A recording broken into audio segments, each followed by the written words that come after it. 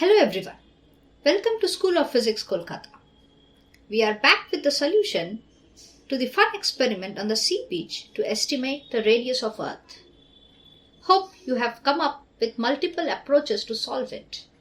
Those who are unsure what this fun experiment is all about, watch the previous video link which is posted down there. So, where did we finish? If we go down the memory lane, a relation was found out between theta, which is the angle through which the Earth rotates during the time duration t, which is the time interval between two sunsets, one of which was observed lying down on the beach, and then after standing up, we see the sunset go down again the horizon. So now if you remember, from the unitary method we obtained the relation between theta and time t. So roughly let us say we measured this time duration to be 10 seconds. And the relation that we obtained was t multiplied by 360 degree divided by 24 multiplied by 3600, where 3600 is the number of seconds in 1 hour and the denominator is the total time that the Earth takes to rotate once. Now if you just put in the values, the t was what? 10 seconds roughly that we have measured in our experiment.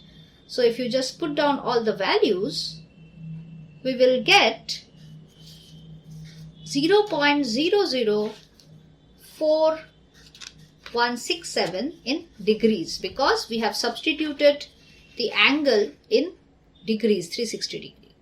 If we want to convert it in radians, then we get 7.27 into 10 to the minus 5 radian. What is the relation between a degree and a radian? If you remember, then let's recapitulate. It's 360 degrees is equal to 2 pi radian. So that means by unitary method 1 degree will be equal to 2 pi is 3.14. So 2 into 3.14 divided by 360. That will, if you just plug it over here, then we will get the values in radian. So now if you remember, as I was talking in the last video, we just need trigonometry and geometry to solve this problem, to get an estimate of the radius of Earth. So let us look over here. Do we have a right angle? Yes, we have. In triangle OAP, angle OPA is 90 degree. So horizon, when we are drawing horizons, AP is actually tangent to the surface of the Earth. So that means here in this figure, this is 90 degree. Now what is the hypotenuse? OA is the hypotenuse here. Now hypotenuse has two parts. One is OB and another is AB. So OA is equal to OB plus AB, where AB is the height of the person who was watching the sunset.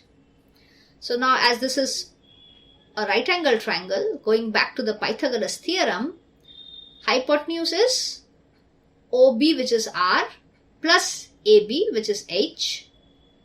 So we write here R plus H whole square, which is equal to here AP, other two sides are AP. So let's denote AP by small d.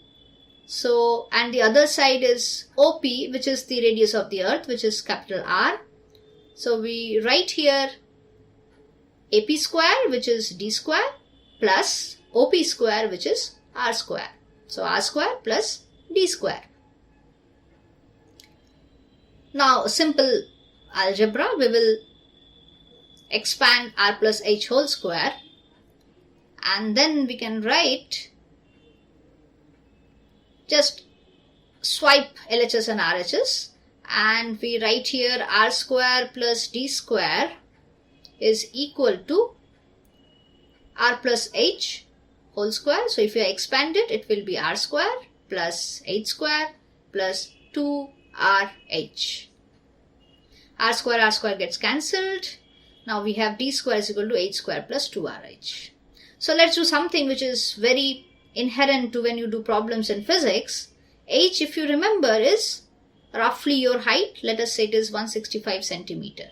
Now we want to estimate radius of the earth, but do we have any idea about how big or small r is? Yes, we have learned in our earlier classes that it is roughly around, say, 6,400 kilometers or 6,000 kilometers. That means obviously 165 centimeter is very, very, very less as compared to the value of r which we want to estimate. So h is much, much smaller than r. And if h is much, much smaller than r, then h square is an even smaller number. That means if h is, let us say, 0.01, then h square will be 0.0001, which is even smaller. So h square is negligible over here.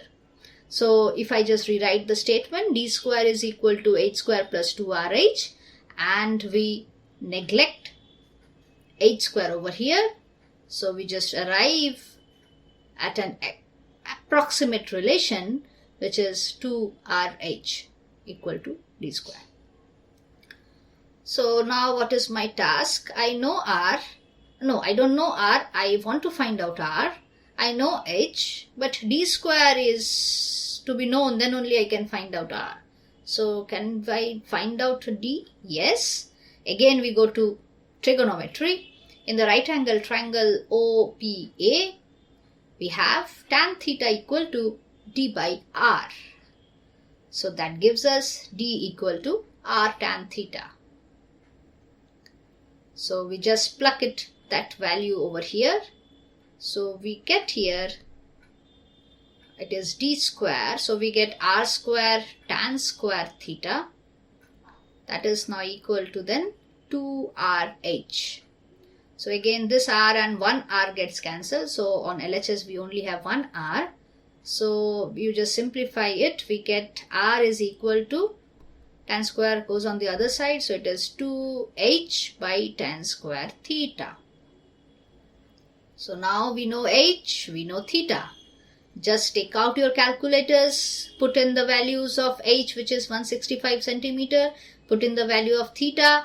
Be very careful when you are putting it up. Theta value, if you are putting in radian, then change your calculator mode to the radian mode. Okay. And then if you just plug in the values, then we get 2 into 165 divided by the value, that is, okay, so here I have just put the value of theta here. So it will actually be tan theta square. So you will have to take the tan of it and then square of it. So just put it over here.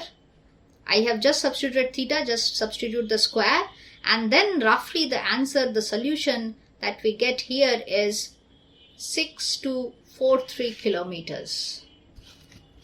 So it is roughly equal to 6400. So that means we have obtained a good estimate. See, we are not out right here to obtain it exactly, because this is a very, very, very approximate fun experiment. But I hope you liked it. I hope you will be back with another interesting problems. So keep watching, subscribe to the channel, follow the FB page, and we will be back soon.